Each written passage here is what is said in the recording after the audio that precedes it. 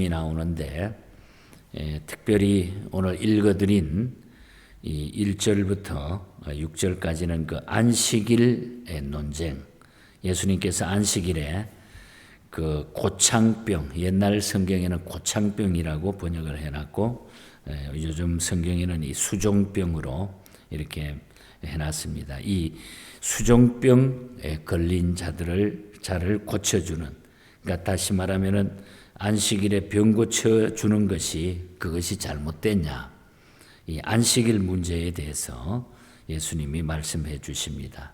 이 수종병이라고 하는 것은 근육 조직과 혈관 속에 막 액체가 고여서 물을 빼내야 하는 그 일종의 그런 병을 말하고 있습니다.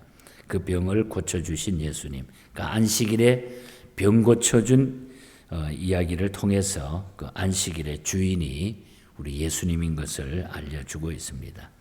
그 다음에 이어지는 말씀 속에 오늘 읽어드렸습니다마는 바로 우리 겸손하라고 하는, 상자에 앉지 말고 낮은 자리에 앉으라, 이 겸손하라고 하는 것, 이어지는 15절 이하에는 우리 큰 잔치 비유가 쭉 나타나고요. 그리고 마지막 25절부터 35절까지는 예수님의 제자가 되려고 하면은 어떻게 해야 되느냐. 27절 같은 데 보면은 누구든지 자기 십자가를 지고 나를 따르지 않는 자도 능히 자기 제자가 되지 못하리라. 이런 등등의 말씀을 주님이 들려주고 계십니다. 그래서 오늘 아침에는 우리가 비유를 들어서 말씀해 주신 우리 예수님이 겸손하라고 하는 그 청함받은 것에 대해서 끝자리에 앉으라고 하는 이 말씀을 한번 살펴보면서 우리가 주님 앞에 서는 그날까지 하나님의 성도로서 겸손한 이런 삶을 살아갔으면 좋겠습니다. 우리가 하나님 앞에서 교만하면 버림을 받고 겸손하면 은혜를 받게 됩니다. 그러므로 우리가 어떤 노력을 해서라도 겸손하도록 그렇게 살아가야 됩니다. 그럼 그렇게 하기 위해서는 어떻게 하면 되는지 오늘 말씀을 통해서 잠깐 살펴봅니다. 먼저 높은 자리에 앉지 말아야 된다 하는 교훈이에요. 상자에 앉지 마라, 높은 자리에 앉지 마라. 오늘 7절에서 9절 사이를 다시 보면은 청함을 받은 사람들이 높은 자리 택함을 보시고 저희에게 비유로 말씀하여 이르시되, 내가 누구에게나 혼인잔치에 청함을 받았을 때에 높은 자리에 앉지 말라. 그렇지 않으면 너보다 더 높은 사람이 청함을 받을 경우에 너와 저를 청한 자가 와서 너더러 이 사람에게 자리를 내주라 하리니 그때에 내가 부끄러워 끝자리로 가게 되리라. 말석에 가게 되리라. 그런 말씀입니다. 무슨 얘기입니까? 이는 자기의 위엄을 보이기 위해서, 자기가 내가 이만하다, 잘났다, 이런 위엄을 보이기 위해서 자신이 먼저 높은 사람이 높은 자리에 앉기를 좋아하면은 결국은 부끄러움을 당하게 된다. 그런 말씀이죠. 다른 사람이 높여주는 것은 좋은 일이지만은 자신이 먼저 높아지려고 하는 것은 매우 어리석은 일이라고 하는 그런 교훈입니다. 즉 겸손하지 못하다는 거죠. 그래서 우리는 언제나 겸손하게 우리가 높은 자리에 앉지 않도록, 거기에 먼저 앉았다가 오히려 나보다 더 높은 사람이 오게 되면 오히려 그것 때문에 창피를 당한다, 부끄러운 일을 당한다는 거죠. 그래서 매우 어리석은 그런 일입니다. 그런 경우가 이 세상에는 비일비재하게 많이 일어나죠. 우리 역시 예수 믿는다고 하면서도 어떻게 하든지 크고 작은 일에 나를 나타내기 위해서 늘 이야기를 하는데, 우리가 그런 부분들, 우리가 높은 자리에 앉지 아니하는 늘 겸손한 삶을 사는 것이 우리 하나님 앞에 인정받는 아주 복된 삶이라는 것입니다. 그리고 말석에 앉으라는 거예요. 끝자리에 앉는 것이 차라리 좋다, 그런 말이죠. 10절에 보면은 청함을 받았을 때에 차라리 가서 끝자리에 앉으라. 그러면 너를 청한 자가 와서 너더러 벗으여 올라 앉으라 하리니 그때에야 함께 앉은 모든 사람들 앞에 영광이 있으리라. 아마 이해가 되는 말씀이죠. 이는 아예 자신을 낮추어 가지고 처신하게 되면은 상대가 신분에 맞도록 합당한 자리에 언제나 나를 앉혀준다. 합당하게 나를 대해주게 되고 존경을 받게 해준다는 거죠. 분수에 맞게 하라 이 말입니다. 그렇게 될 때야 진정으로 높아진다는 것입니다. 남이 높여줘야 된다는 거죠. 하나님께서는 그래서 겸손한 자를 높여주시고 교만한 자는 낮추신다. 분명하게 말씀해서 그래서 베드로 사도도 베드로전서 5장 6절에서 그런 말씀을 주시죠. 그러므로 하나님의 능하신 손 아래서 겸손하라. 때가 되면 너희를 높이시리라.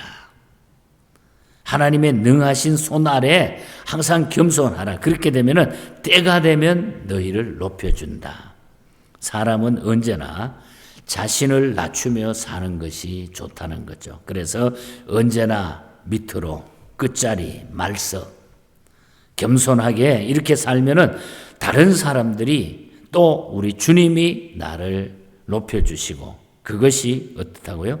영광이 있으리라. 모든 사람 앞에 그 영광이 있으리라. 그래서 우리는 높은 자리에 앉지 말고 우리가 끝자리에 앉는 것이 바로 우리의 겸손한 삶이라는 것. 그리고 더 중요한 것은 자기를 낮추면은 높아지게 돼 있다고 하는 진리입니다. 그래서 11절에 유명한 말씀을 주셨죠. 무릇 자기를 높이는 자는 낮아지게 되고 자기를 낮추는 자는 높아지리라.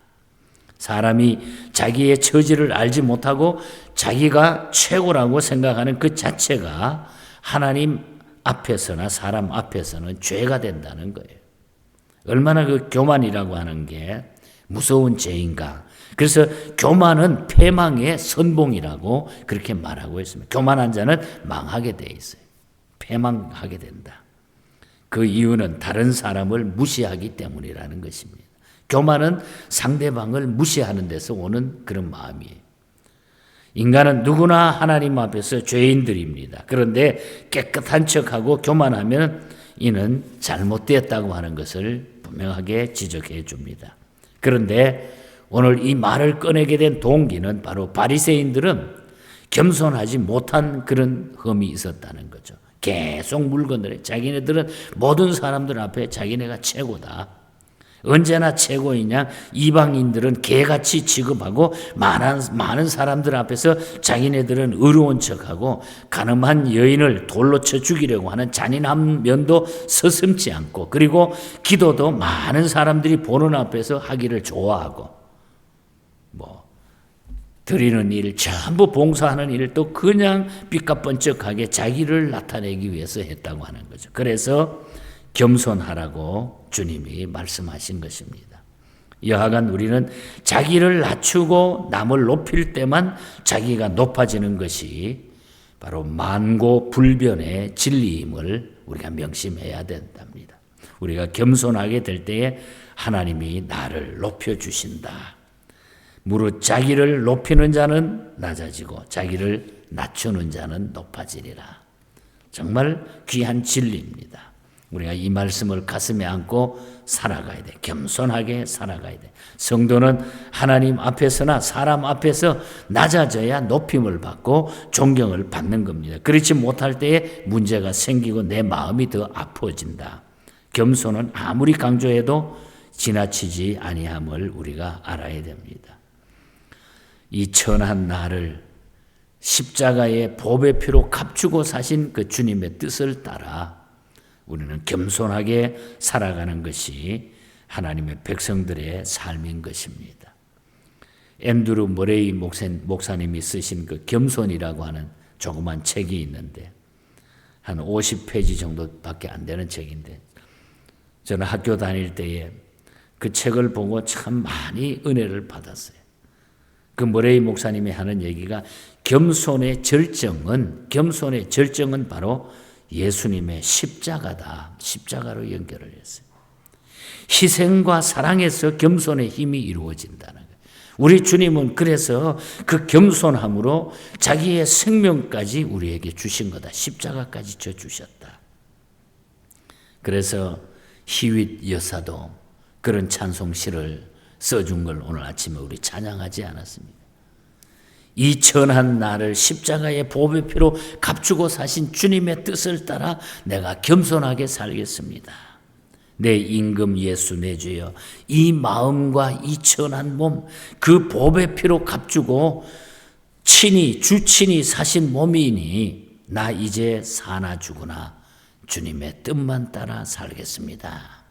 주 뜻만 따라 살겠습니다. 여러분, 우리는 하나님 앞에 겸손하게 살면 내 마음이 그냥 너무너무 편해집니다. 기쁨이 오게 됩니다. 글래든 목사님이 쓴 찬송시도 그랬잖아요. 겸손히 주를 섬길 때 괴로운 일이 많으나 구주여 내게 힘주사 잘 감당하게 하소서. 우리가 겸손히 살려고 할 때에 어떤 데는 괴로운 일도 당할 수 있습니다.